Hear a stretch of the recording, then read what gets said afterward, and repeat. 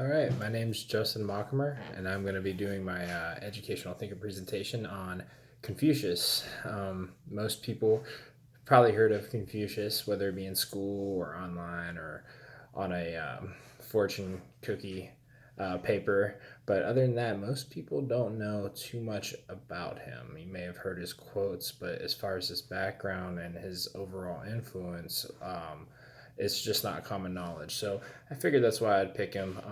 Confucius was born in 1551 BC, and as the encyclopedia that I cited in my work, the 27th day of the 8th lunar month is how they put it. So write that one down.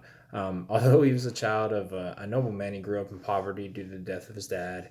He worked multiple jobs, and he was at a young age to be able to support his family. And through that help, he made a friend of a wealthy family who allowed him to study the archives of ancient texts, and that was where he began his journey to being one of the most influential figures in philosophy.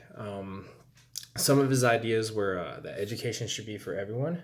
It doesn't matter whether you're rich or poor, you should do your best to read literature and educate yourself. He also said he was also one of the first persons to think of teaching as a career, or as a vocation. And then finally, he also saw education as a way to improve the government and other social constructs. That was one of the places that he made a name for himself, was working in the government of his territory that he lived in China at the time. But most of his views and philosophies can be extracted from a collection of his writings compiled by those who studied under him, called the Analects. And some of those philosophies, for example, he believed that moral character, they started from within oneself. It was enhanced by education and knowledge, which then resulted in the moral inspiration of others. So by educating yourself, you can then become educated enough to go out and inspire people around you and teach people around you.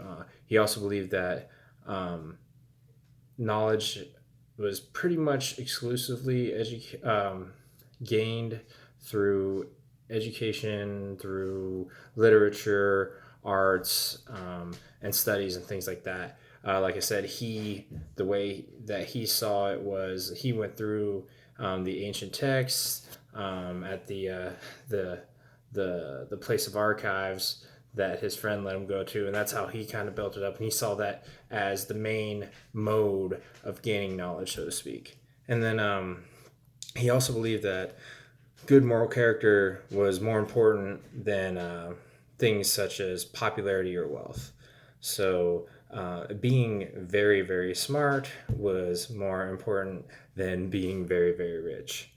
And although he believed in education for all, he also believed that some people were, in fact, philosophically and intellectually superior and therefore deserved the respect of others because of it. So that's kind of where you run into like a different, a moral understanding of knowledge or education. And I guess if you're working for a government, you if that's the way that you see um, whether someone's superior or inferior, then that might become troublesome, especially when it's taken out of context and applied to a way in a country that has different classes and different people from all walks of life. And additionally, obviously, Confucius' philosophy on knowledge neglects the concept of street smarts. I mean, if you're totally just diving into the books, and getting your knowledge from there, there's a lot of other things that, as we know from the classes we take, there's a lot of other ways to gain knowledge out there. And everything that I've read pretty much neglects to really explain any development from child to adult as far as gaining that knowledge.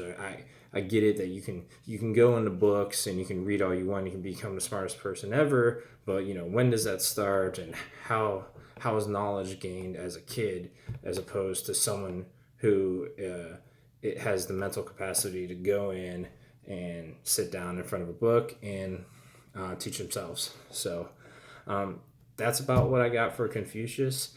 Like I said, I'd never really heard of him either, or I've heard of him, but I've never really knew anything about him. I know I always see the quotes that are really thoughtful and make you think. And like I said, I also probably have seen him on a few fortune cookie papers, but other than that, didn't really know about him. Hopefully, this video, as it helped me, hopefully it helped you understand a little bit more about what he was about.